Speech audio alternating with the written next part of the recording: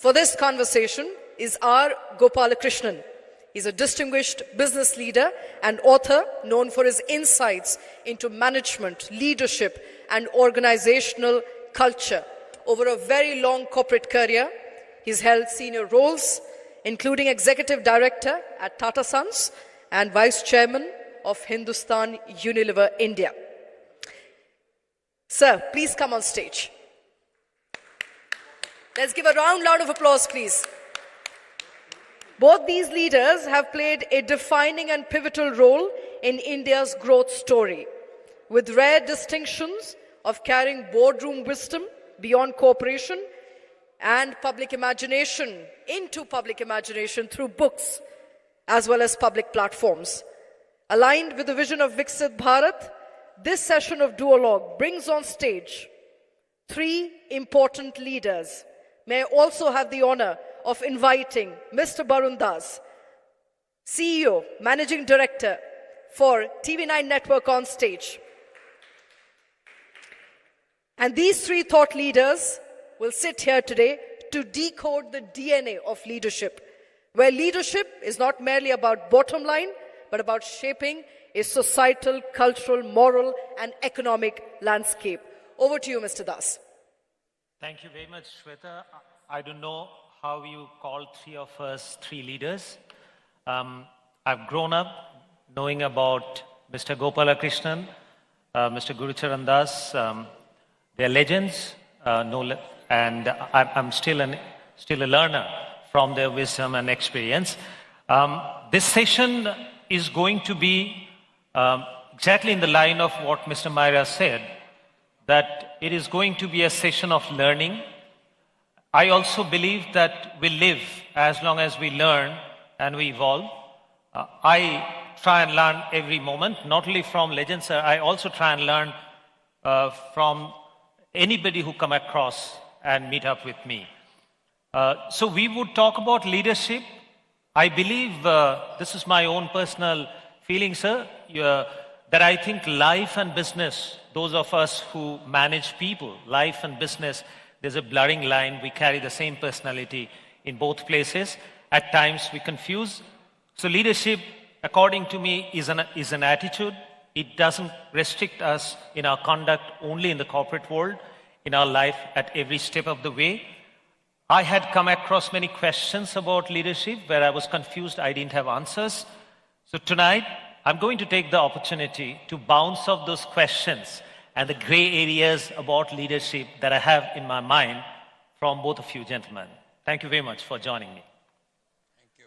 Right, the first question is quite an obvious one. I think each one of us would have guessed it here. Are leaders born or built or self-made? Mr. Das. Well, both. A combination of conditioning and growing up. But also, I think there are certain attitudes. You use the word attitude. I think that is, for me, actually, leadership. Excuse me, sir, 1 second. Are we sure that his mic is working properly? Console, could you just check? Because I think it's dropping at times. So just 1 second break. I think your voice was dropping in between. I just let them check it. Okay. Yeah, that's better. And if you could hold it a little closer to your Little mouth. further. Okay. No, a little closer. Little closer. That's Oh dear. So, you use the word attitude, and that is absolutely right. That my years of experience have taught me that ultimately leadership is about attitude far more than skills or even intelligence. It's not only attitudes. Ultimately, a leader has to be trusted. So the most important thing for a person who's working, there's some garbad going on here.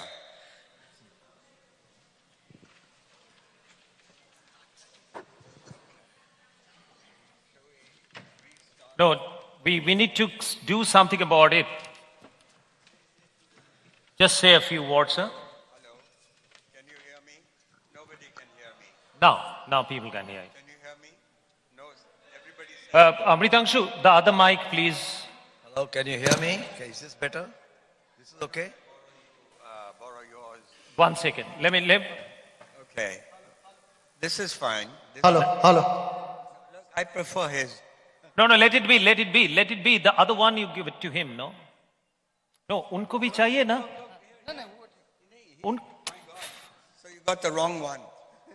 Just check, sir. One Can second. you still hear me? Yeah.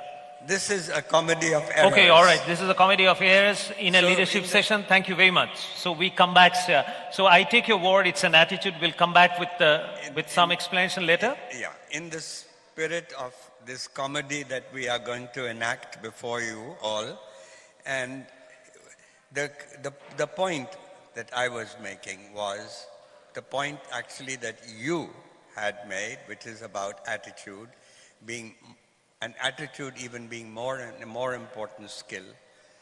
And ultimately the role of the leader is to create trust in Right. the organization. And trust is based on people feeling in the organization that they are being treated fairly. Fairness. Fairness, trust. And yes. so, what do I mean by attitude, and how does that inculcate it? That was your question. Is it innate? Is it conditioning? And so the attitudes such as determination, integrity, these are attitudes. And in my case, I learned this at the age of 4, without realizing it. My name used to be Ashok Kumar, but my grandmother suspected that my mother had given me that name because she thought my mother was secretly in love with a Bollywood actor named Ashok Kumar. And some of you people in this audience might know that Ashok Kumar in the 1940s was a combination of Amitabh Bachchan and Shah Rukh Khan. Sir, I must compliment you.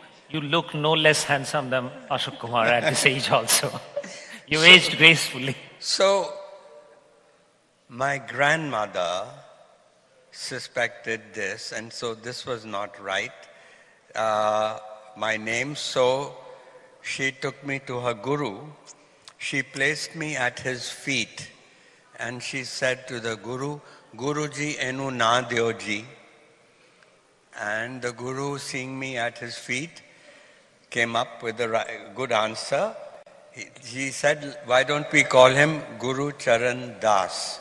So, at the age of 3.5, I'm instantly transformed from the Prince of Happiness, Ashok Kumar, to the humble servant of the feet of the Guru.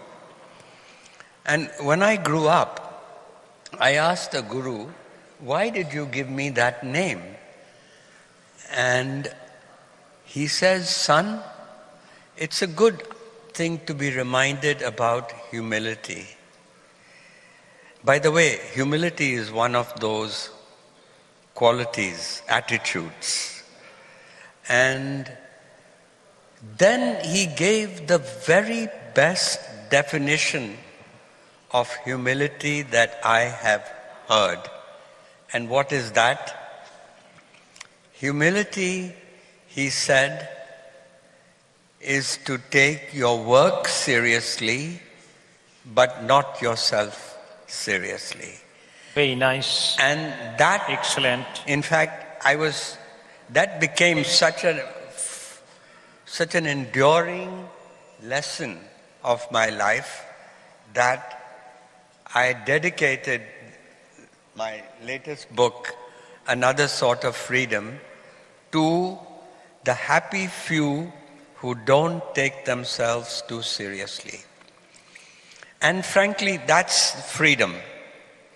If you don't take yourself too seriously, that is a source of inner freedom. And and where it comes, where it's connected to leadership, is that if great leaders, I have seen this, and I'll give you one example. The best leaders are ones who have the ability to act without worrying about who gets the credit for that action. And it is really, as Gopal and I were talking, it is the most, the most original idea in the Bhagavad Gita is the idea of Nishkam Karma, that you act for the sake of the action without worrying what's in it for me, without worrying about the consequences. So, to me, that is a very important quality. Now, it's not easy. So, with due respect, we would go through these qualities. I want to list them down. But for the opening remark, if I can request Mr. Gopalakrishnan to reflect, taking cue from what Mr. Das has said, that are leaders born or leaders are made, self-made or built. Now, he obviously gave me a very simple one-line, I would say an SOP or a theory that how to practice humility. That's very easy for anyone here or for me, that you take your work seriously, don't take yourself seriously. So similarly, I want to come back to you, that do you feel leadership is born or built? I would also like you to sort of take reference from a brilliant piece of concept that I heard you speaking, which is truthiness and mathiness. Truthiness, Paul Romer, mathiness from a comedian. So could you please elucidate us, educate us on this aspect of leadership? The short answer to your question is leaders are self-made. Leaders are self-made. Yeah, they're not born. I have had the privilege of working for a Ratan Tata and also working for an Ashok Ganguly or even seen Prakash Tandon. And they are completely different if you have to sit down and write about their leadership style. But I think I'm certain it was self-made. My definition of leader is rather practical and simple. A leader is the person who can reflect and act. Reflect because he creates spaces in his mind to think about what he has done. Act because the situation requires his intervention.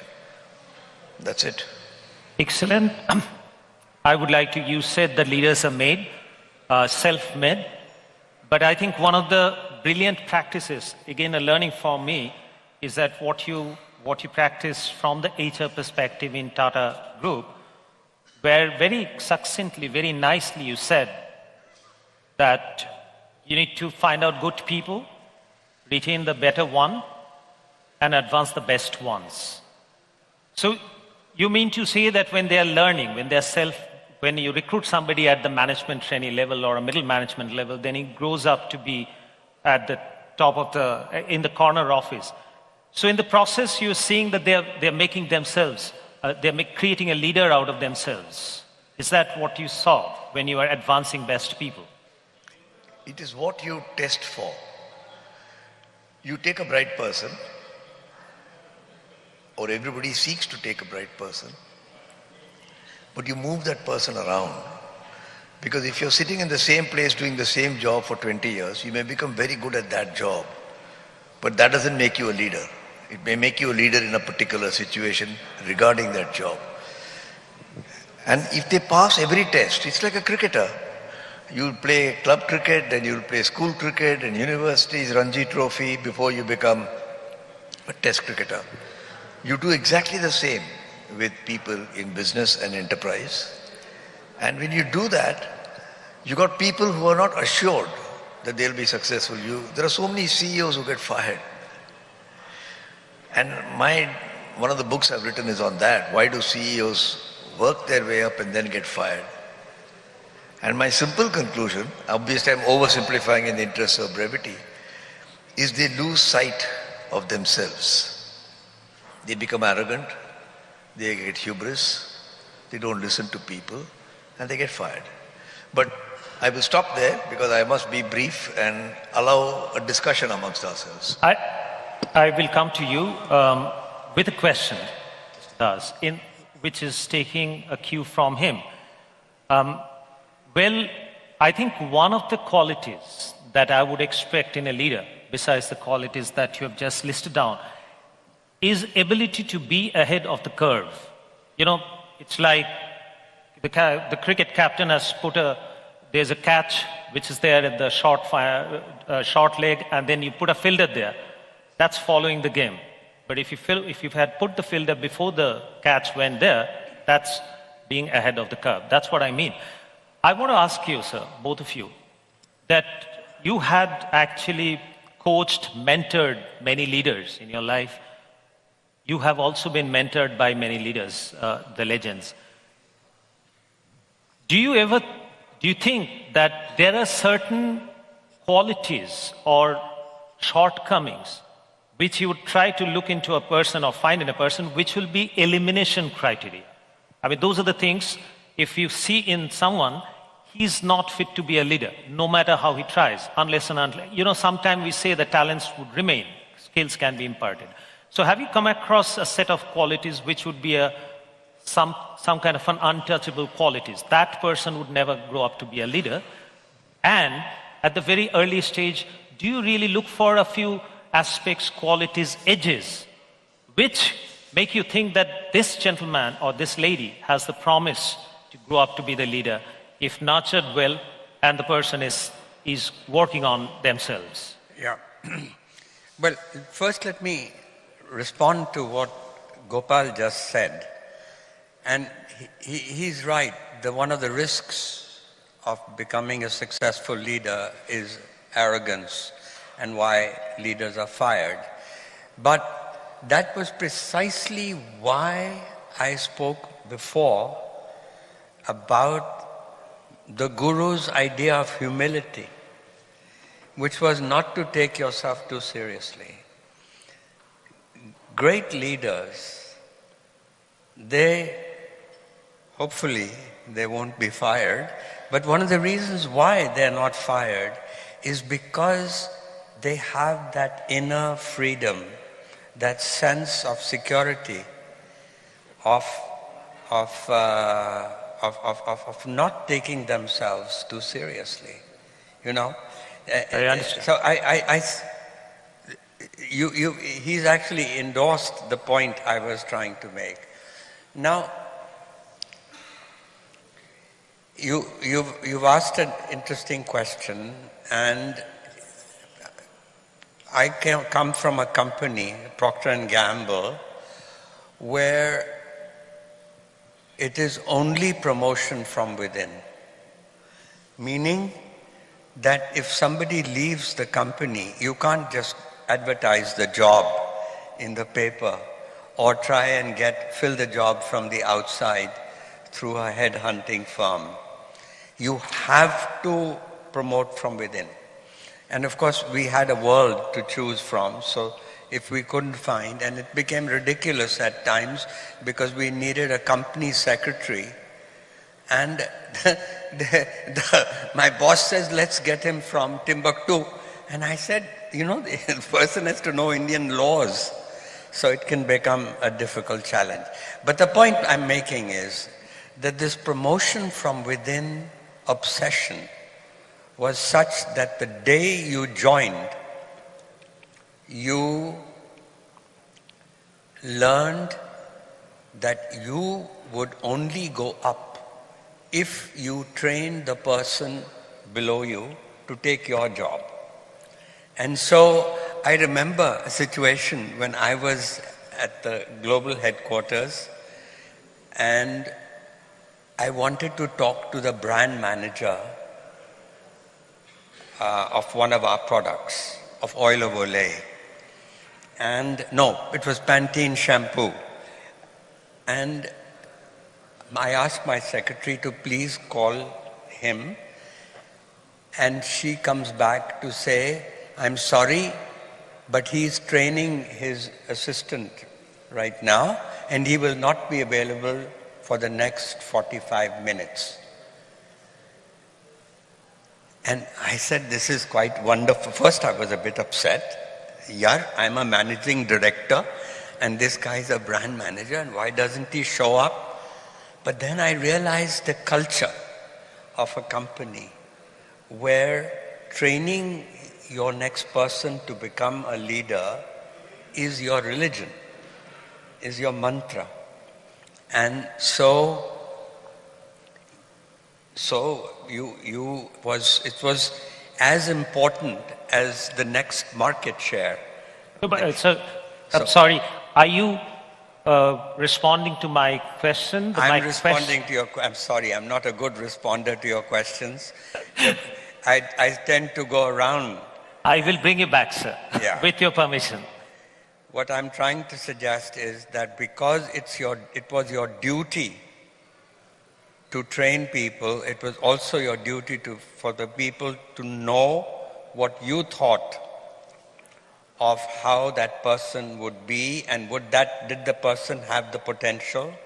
And yes, there was an example of a case where I had to tell the person, I'm sorry, but you're not going to make it. And it was unfortunate, but true. Right. Sir, anything that can help us, or the leaders, because I believe that we who are in general management jobs, I believe that we are possibly master of none. What we are master of is to manage people. And I feel a leader doesn't need to know everything. They need to just know who knows. So is it something, some litmus test or some very critical aspects that you look in a person or in a candidate who is like either make the cut or not make the cut? Well, if I isolate one item, because I can give you 10 items that will... No, please give all the 10. No. It's good to be focused. Okay. And the one item I would say is the manager's job is to solve problems amidst uncertainty. If all the facts are available, you can do mathiness. Yes. So would you please take 2 minutes and explain the audience and the audience on the television your concept of mathiness and truthiness? Well, since you insist, I will do so. But I have not coined these two terms. But mathiness is regarded as the skill to convert everything into rational algorithms. So if you ask, is the Indian GDP growing at 8%? You say, show me the evidence. And then you can get caught up in all the numbers and prove it is 7.9 and not 8.1. The truthiness is walking around and trying to see, does it smell like it's 8% or does it smell like it's 5%? And most of our most important decisions in life use a combination of the two. If your daughter or son is not growing up well, quote unquote, up to a point you can get data, who are her friends, is she studying well? But after that your parental intuition comes in, truthiness, and you go out and check whether you need to do something or treat it as a passing phase. So that's mathiness and truthiness. They're just nice little expressions which sound mysterious but are very commonsensical. The one quality that I have found as a great discriminator is this person able to solve problems in the presence of, in abundance of ambiguity? The more ambiguous, does he get overwhelmed by ambiguity or is he able to see his way through? Parenting is the best form of management development, frankly. Yeah. No parent, father or mother, is trained to be a parent. I've never come across a course, maybe EEILM can start a program, but nobody will attend that program because you will not get a job after that. It's a thankful job which is immediately thankless. That's what a management career is all about. The thankfulness of the job comes much later. The thanklessness of the job is when you're being trained. And I find that people who get overwhelmed, you know, when I joined Ratan Tata asked me to become a director of Tata Motors. Something happened and there was no CEO. And he said, will you assist me? I didn't know the I didn't know the backside from the front side of a truck, to be honest. I mean, I had been selling dalda and soap and stuff like that, you know. But I said, there's no way I'm going to ever know more about the foundry or the production line compared to this guy who spent 20 years there. He's 20 years younger than me. So I used to go every Saturday and Sunday to the factory to sit down, listen to him, understand maybe 40-50%. I have a background in engineering. And then take decisions or bring back things where I wanted to consult Ratan Tata. That is the skill that's required. When I was sent for the first time from being an area manager in the south to being a regional manager in the north, I had never visited Punjab. For me, it is a foreign country. I'm going back to the 60s, 70s. Huh? And everybody looked different to me. But I'm sure my bosses were wondering whether I'm a fellow who could operate only in the comfort of the south or could I learn to operate there. So that is the skill I would look for. Right. So I would like to bounce off my hypothesis on it. I mean, there are many things that I observe in a person when I think that whether they are fit to be groomed into a leader or should be invested in or not. But two of the things are red alerts for me. Red alert. Two aspects are red alert for me, for any person. So one is very fundamental, time management. If I see anyone who's unable to manage their own time, I would tend to, I would not really invest in that person. And that is very apparent in anybody in their conduct. The second, what I look at in a person, that their reactions to mistakes or reactions to when you identify or when you point out their mistakes. So how, because, you know, again, if you take it from Mr. Myra, or what I believe that we are eternal learner and we learn more from our mistakes. So these two are red alert for me when in a person, when I see that person is very protective about the mistake and the person is failing to manage time. So your take on this? Well, this is again coming back to the fundamentals we began with, the question of attitude. How does a person operate in a situation of adversity? You know, it's Gopal, it's ironic that we still have not learned how to recruit people. You know, we typically, the candidate comes, he's top of the class in IIM Calcutta, and the questions that we ask the person are about facts. Does he know this? Does he know this? Does he know this? Of course he knows those things. I mean, but business ultimately is a matter of common sense. And as he said, it's about uncertainty. And what one is looking for is that sense of a person's attitude. And in the interview, we'll never ask anything to learn about how the person solves the problem. And so I would say, since you'll have students, MBA students here and in the audience, I mean in your television audience, this is a message to both companies on how to recruit and also to MBA students and also to the faculty of MBAs. Teach them. It's not easy, by the way, to teach attitude. Attitudes are formed very early, but there are enough studies to show. But there are, more importantly, there are ways to uncover attitude. And I don't know about in Tatas or levers, but what I learned was that learn how to interview a candidate. And so therefore, I would just say that ultimately leaders, good leaders have come to some equilibrium with regard to their purpose, the purpose of life. And I'm sorry I'm taking this discussion to a philosophical level, but frankly, all human beings want to live a life of purpose. And especially those who are very successful leaders begin to ask this question in their 40s, you know, is this what life is all about? And good leadership is about creating an environment where people can find that sense of purpose. Thank you, sir. I would just like to go again, with your permission. I'll come back to my topic.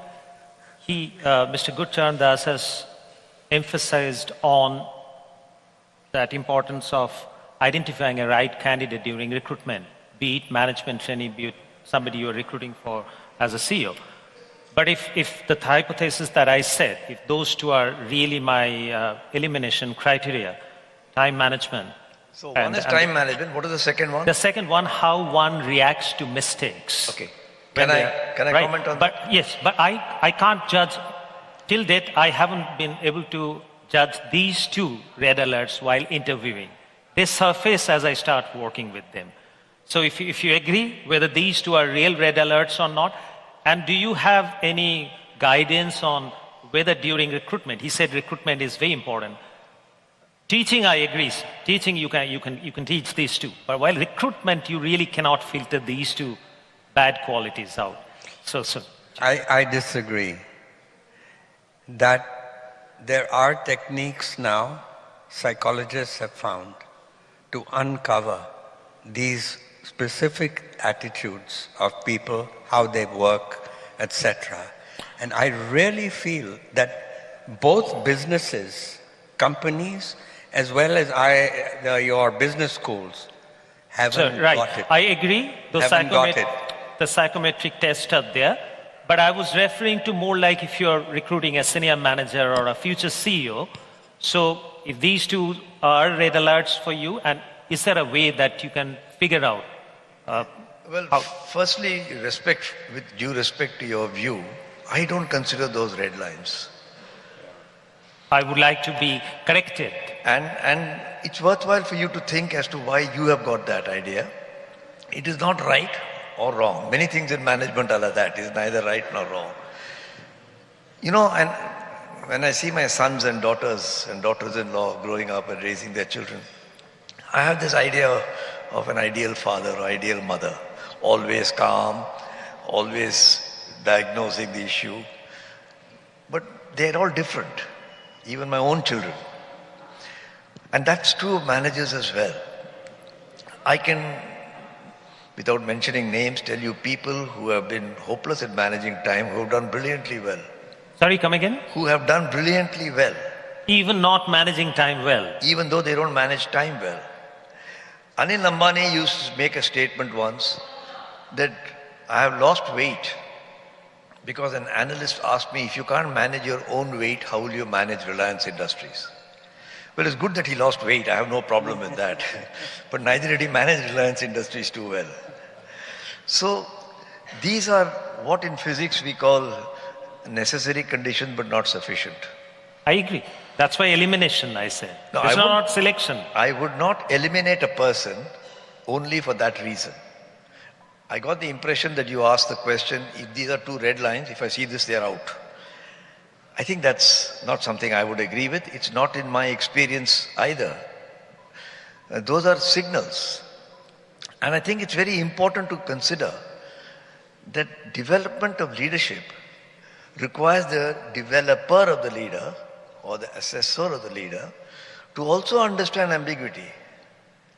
I told you about 3 people whom I've seen operating at different levels of closeness, probably Prakash Tandon at a great distance, Ashok Ganguly much closer, and Ratan Tata very closely. They are completely different. And I'm not here to analyze them. At least 2 of them are dead and gone, and 1 of them is quite old. But to say that there's no perfection in this, there is effectiveness. If the person who's not managing his time is therefore ineffective, putting off all his people, not taking decisions, that's a red line for me. It's the outcome rather than the input. That's the point I want to make. Right. Now, there's another concept that my own self-made concept. If I have to just classify or list the broad activities that a leader does, again, I want to bounce it off with you, whether it's in the right direction, the thought is in the right direction or not. I believe the CEOs or leaders, they virtually are doing three broad activities. One, they manage people. People in the sense that manage colleagues, employees, stakeholders. That's one of their most important jobs. And then they take decisions. Decisions with respect to everything, day to day, complexity, strategy, vision, long-term vision, those are decisions that I make. And then they guide the organization. Guide the organization, yeah. right? They're supposed to show path, like I think John C. Max has said that one of the authors, he said that leaders are those who knows the way, shows the way, goes the way. So therefore, somebody who's a leader is expected to solve the problem or guide the people. So do you think that broadly these are the three broad buckets? That's what the CEOs or the leaders focus on? Well, since I don't seem to manage to answer your questions too well, let me take this head on. That, you know, I think that the mindset with which you are coming from is a mindset where the leader is the big decision maker, the guide, as you put it. And I have a different view of leadership. I come from a school where leadership is participative. That a good leader actually tries to stand back and elicit from the people. And it's not the command and control school of leadership. Taking decision is not command and control. Before taking the decision, you consult everyone. Yes. But at the end of the day, the whole organization runs on your decision. You're the final decision maker. If it's right, it's the right decision. If you're wrong, it's your ownership that you've taken the decision. Yes. It's not commanding. I understand, No, Mr. but what I'm trying to say, because he often mentioned, and I agree to that you're not supposed to, as a leader, you don't control. You empower people. Those are elementary lessons of leadership. Yeah. But final decision making is on to the leader. But what I'm trying to say is, at the end of the day, people don't say that he did it, the leader did it, or he decided, we did it. That is... So I have a little difference in that. If it goes wrong, I said I did it. If it goes right, I say we did it. But finally, I took the decision. Okay, you're a generous man. No, I'm not. I'm a genuine man, not a generous man. I'm driven by merit. So I give the credit, and as a leader, I understand that I have to take any decision gone wrong. I have to be responsible for it. But I cannot say. I think he just mentioned that Mr. Gopalakrishnan just mentioned. Somebody I've seen in leadership roles, they don't take decision. That is the biggest shortcomings that I've seen in leaders. That they will keep postponing decision making because they're unable to take decisions. Yeah. No, that point is a legitimate point. I was just trying to say that my idea of the leader is the one who stands back. That's the Chinese. While taking a decision, no, sir. No, who stands? No, we're not talking about that. The organization says we did it. And the whole job of the leader is to empower the organization. That I agree. But then when chips are down, when blocks are down, the leader has to be in the front, not stand back. So your take on this? No, I think you both said the same thing, but in different ways. So let me state what I'm saying. Ultimately, the responsibility is of the leader. Right. If your profits collapse, yes, you'll be blamed. Yeah. If the profits are good, it is the leader's option, whether he's generous or whatever you want to call it, to say my team did it. You know, examples help rather than just talking. And I want to give one example which made a great impact on me.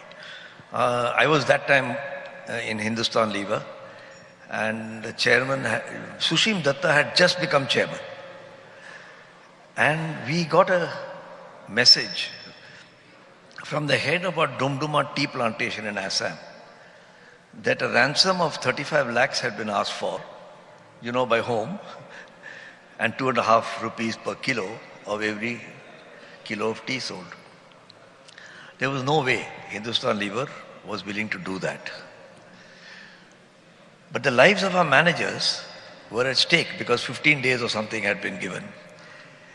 And we, our chairman in the past, before Sushim, had made speeches that we are a company of people. So Sushim said, this is a very unusual situation, none of us is trained for it, and he went around the table. Two of my colleagues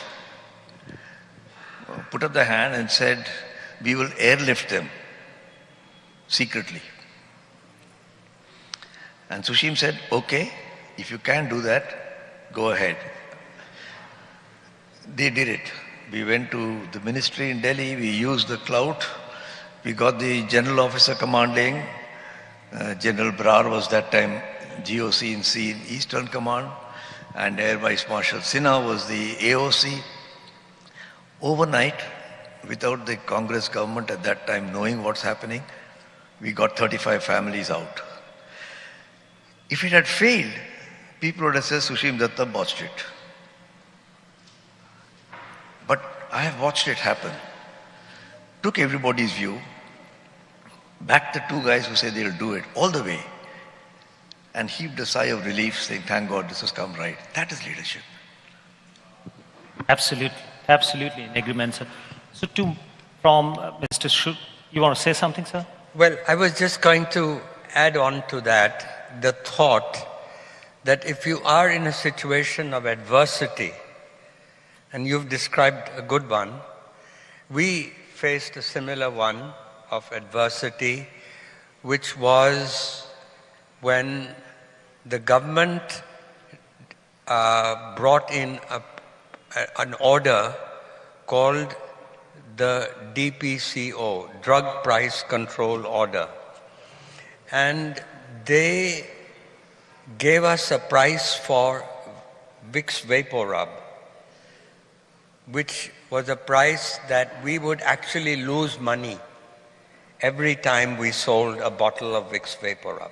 So we were in the doghouse.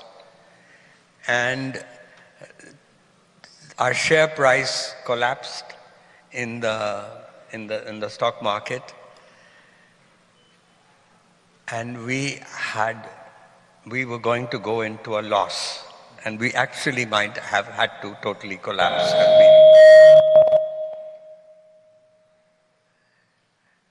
I don't think she likes me. Anyway, what happened afterwards was, I was at that time the head of the company. Actually, just been appointed. So I was 38, 39 years old. And so I called our group of people, the top management leadership team, and you were describing such a meeting. And we went around, there were depressed, faces were depressed, people who said we are going to have to look for jobs. And one person in our team made a joke. He said, you know, what if we had been an Ayurvedic company? There's no price control on Ayurvedic products. And then our R&D guy said, he was looking at the formula of Vicks Vapor Rub, and he says, you know, he was a wise person. He knew not only the Western system of medicine, he was a doctor, but he also knew the Ayurvedic system. And he says, you know, a lot of the ingredients are menthol, camphor, eucalyptus, are natural ingredients. So we passed, and the other fellow says, Imagine a headline appearing in the Times of India that a 100-year-old American product becomes a 2,000-year-old Indian medicine. So people were laughing, but the R&D guy decided, he said, look, I'm going to the Bombay University library and I'm going to look in the Ayurvedic formulary. And he took a bottle of Vicks with the ingredients. And he said, let's just in case it's something. And so he comes back from there, we meet in the evening, and he says every single ingredient is in the Ayurvedic formulary. We couldn't believe it. So the question now was how to go about it. And so I talked to our government relations guy in Delhi, and I said, why don't you sound out? You have good contacts, people who are, you can talk to honestly. And that fellow says, well, the advice that the government relations officer told us was, don't try and change the formula of Vicks Vapor Rub. Register a new product with the same formula as Vicks Vapor Rub, and you don't have to give a name. You can give the name later. And so we did this. When our application arrived on the desk of the officer in the Food and Drug Administration, he knew what was going on. He practically fell off his chair, but he couldn't do anything. So he had to observe the law, and so within a month we got our registration, and we allowed the present stock to finish, and we printed new labels, same product. We in fact had a problem with our union. This is Datta Samant's time in Bombay. I don't know if those of you who remember the dreaded Datta Samant. And so we were having problems. We said, no, we'll put a new plant in Hyderabad, and we'll have only women, because the guys in our plant were all men and they were giving us a hard time. Anyway, long and short of it is that Vicks became Ayurvedic, and the benefit of that, the gravy, was that Ayurveda, see, we were limited as a drug product to 60,000 pharmacies in India, but as an Ayurvedic, suddenly we were competing with Hindustan Lever. We went to 3 million outlets within 12 months. Not only that, they even inspired Baba Ramdev to come into existence. Very nice, excellent. So my point here is that you create an environment of open discussion where people don't feel that they're fools. So the industry that I come from, I deal with people who are super intelligent, the journalists. So I have no luxury of considering anybody as a fool around me. But I understand what you're saying.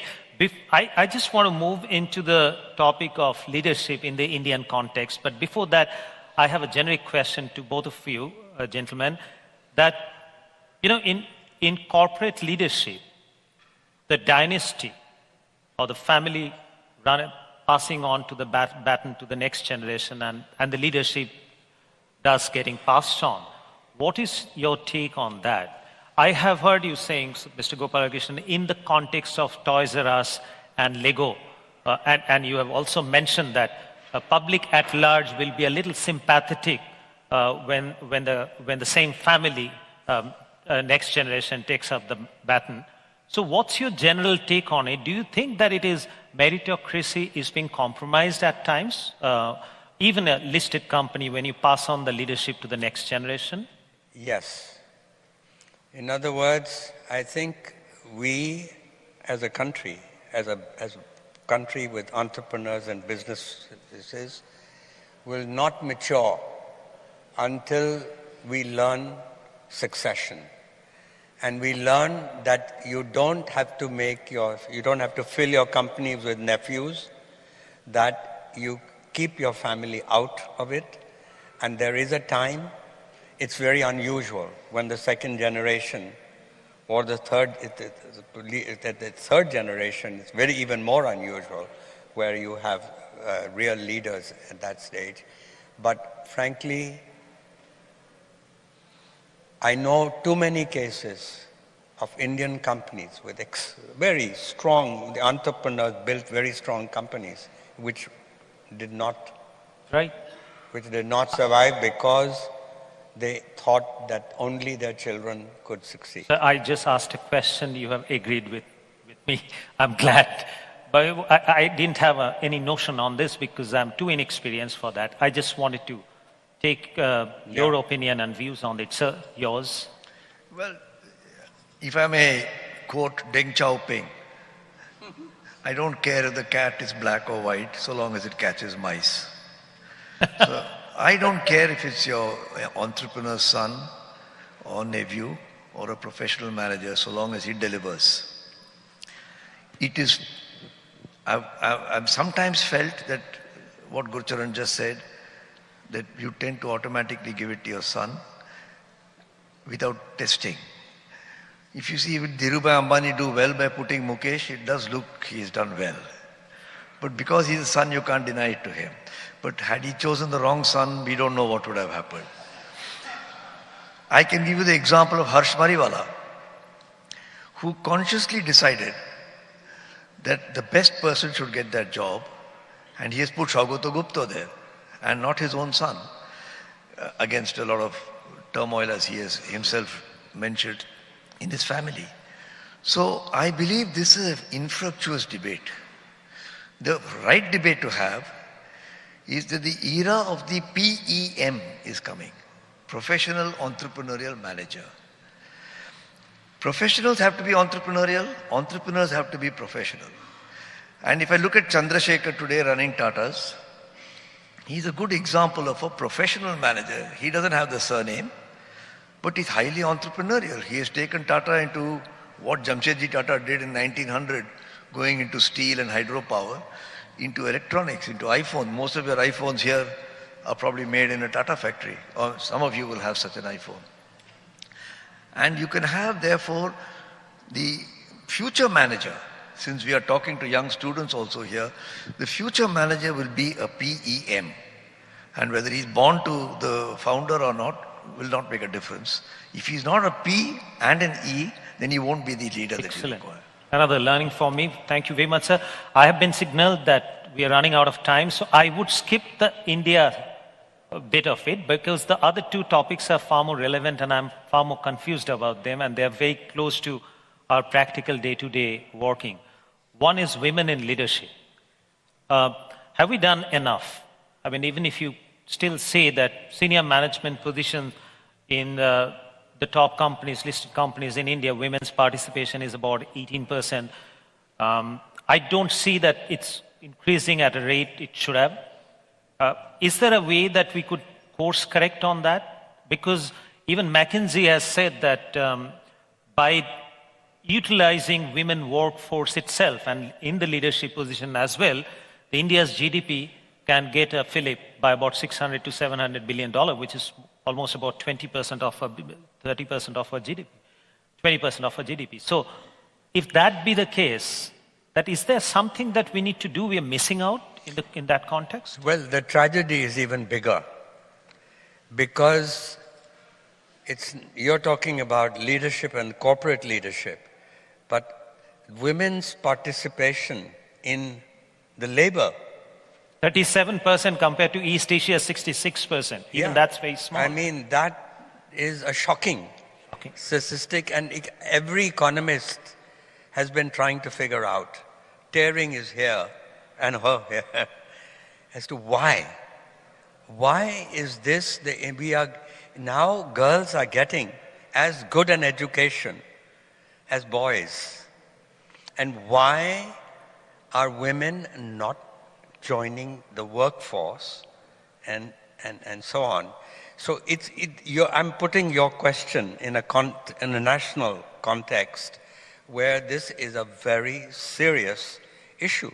And it's absolutely, your assumptions are absolutely right, what you said, that yes, that it could have a very positive effect on not only the GDP, but the overall culture of managing. So I in fact say I go one step further. I often say I only have, this is truthiness, not mathiness. I don't have a figure for it, but I often feel, very strongly I feel that women-led development is the panacea for the world. So that's my own feeling. Again, I said that truthiness, there's no math in it. So your take on, sir, how do we solve this problem? Where we bring in, or utilize, bring in, treat women on merit and have more women in the workforce, not only in the corner offices, but in general, across the economy? You know, I have an answer to one part of it. I don't have an answer to the second part. The part that I have an answer to is, yes, women must be there. But this bias against the female goes back a very long time, and we don't want to go into that history here. We want to accelerate it. I'm not sure how to accelerate it, other than discussing the subject like we're doing today, making people aware, conscious. You know, I go back to my old days in Calcutta. Gache kathal, gofe fool. You know, you are very interested to, you've seen the kathal now. Nobody's disputing it's the kathal. But gofe tel lagi dijiye. You're not going to get it. So can we be a bit patient? Do what we can to accelerate it. But that it is very important is not in dispute. I am the happy father of 2 daughters, happy grandfather of 3 granddaughters, and I fully back women. Thank you. My point here is, I asked the same question you asked us. I asked this to a lady who was in a position of power. You probably all know of her. And her answer was, I'll have reservations. I said, you mean every 3rd CEO or every 2nd CEO should be a woman? A reservation? And she said yes. And I was horrified. I must tell you, I think that would be the worst possible way to solve the problem. So let's not get seduced. Let's not even go in that direction. Right. Okay, that brings me back to the last topic. Again, a topic which is very close to my heart and something that I am as a father also grappling with, not only as a head of an organization, which is dealing with the Gen Z, the new generation. You have seen the transition India has gone through, the Indian managers, even after economic liberalization, where LPG came into being, liberalization, privatization, globalization. I think that you have seen the change in attitude in leadership from that time. And then now, with the new workforce coming in, while the corner offices and the leadership positions are mostly with the Gen Y, which is just one generation before that. Have you noticed that new phenomenon called Gen Z and how they are reacting, how they are looking at life in general, and how they will look at their profession and career in particular? So how is that phenomenon spanning out in corporate India? So, now? you know, I don't understand all these alphabets, Z. Okay, I'll just Younger people and older people. Let's put it that way. That's easier for me. Yeah? So where do I stand then? I am Gen A. So you can decide where you want to be. So then it is not older, younger. You are again dividing it into. So let me answer your question.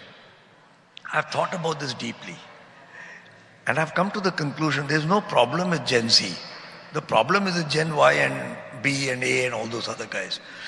We have to change our attitudes. When I was young, my father would tell me I should do A, B, C, D.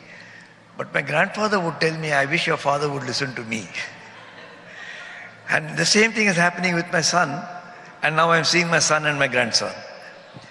I therefore wrote a book on this called What the CEO Really Wants From You. And while we train our youngsters to aim high, to think strategically, to do all the mumbo jumbo that management The books, 4 A's of yours. the 4 A's. Make sure that you're a good subordinate before you think of becoming the big boss. And what are the 4 ways to be a good subordinate? I'm not elaborating because that's going to take time. But it's very, very important to emphasize the 4 A's and let people I have had a situation, I can tell you a real life case. I was young, 31, 32. I had a young trainee who's a fairly well-known guy, but I'm not mentioning his name, who was 22, 23. He became my area manager. He had to catch a flight to Nagpur, 6 o'clock flight. And at 10:30 I see him in the office. So I say, hey, what are you doing here? He said, I missed my flight. He said it in a very, he wasn't apologetic or fretful or anything. Oh, well, I overslept. What do you mean you overslept? In those days, a ticket to Nagpur would cost 250 rupees or 300 rupees by air. And he said, I didn't set an alarm because I get up on my own. I didn't get the phone to ring me up because, you could get a phone alarm. I just thought I'll get up, but I didn't get up, so I lost the flight. So I said, I'm afraid you'll have to bear the cost of that flight. He said, that's okay, no problem. I said, this is such a level of casualness. A month later, I had a chat with him. I said, are you sure you want to be a sales manager selling dalda and sunlight soap? He said, actually, you're right. This is not the career I'm looking for. In 2-3 months, he went. He's having a very good career, very successful in other respects. So I think it's very important to be able to demand being a good subordinate, and that's it. Don't tell the Gen Z to be like you, because you are not like your father, and your father wasn't like his father. Thank God. Otherwise, you'll still be sitting in the village swatting flies. That's my answer. And, frankly, business is common sense. Buy low, sell high. And the rules of business don't change from generation to generation. Somebody asked me the same question that you just asked and was asking me, well, how will the business rules change, or how would you change your style of managing with Gen Z? And I said, look, those rules, you have to satisfy your customer, you have to be fair to your suppliers, you have to respect your employees. Those rules are not going to change, whichever generation. But I think what his story, Gopal's story, has pointed to is a much deeper question with which we actually began. And that story really is how important His attitude. How important, it's partly the duty of the organization to be able to find people like this Nagpur flight misser and be able to tell the person, maybe this is not the job for you. Because half the time while I was working, I was feeling that maybe this is not the job for me. And eventually, I quit and became, at 50, I quit and became a writer. And so what I'm trying to say is, it comes back to the fact that we all have to make a living, but we also want to make a life. And that making a life means that you have to find some purpose, that your work, the job of the leader who's guiding the organization, has to be able to create that sense of purpose. And there will be people like me who have a basic ambiguity about the commercial world, and who finally chose to become a writer. But I had solved the problem. I had become, for 25 years, I was a weekend writer. I was wearing 2 hats through my life. Monday to Friday hat, and then I would change to Saturday, Sunday hat. So my point, I think, here is that for every human being, we want to make a life. Sir, I think we have to wind up, but I must tell you that both you gentlemen, you reminded me the first lesson of leadership we were taught in business school, which is followership.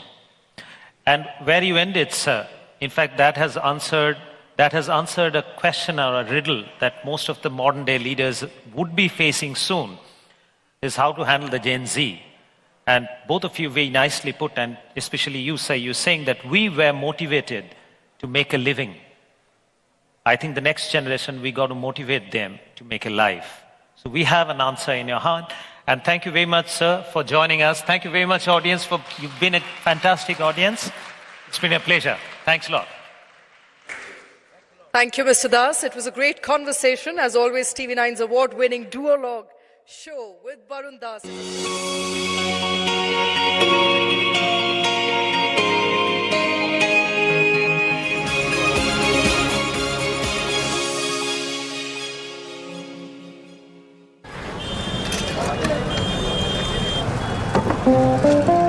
सामने नया supermarket खुलने वाला है। क्या करूं कि पुराने customer भी रहें और नए भी आ जाएं? देखो, आप दुकान के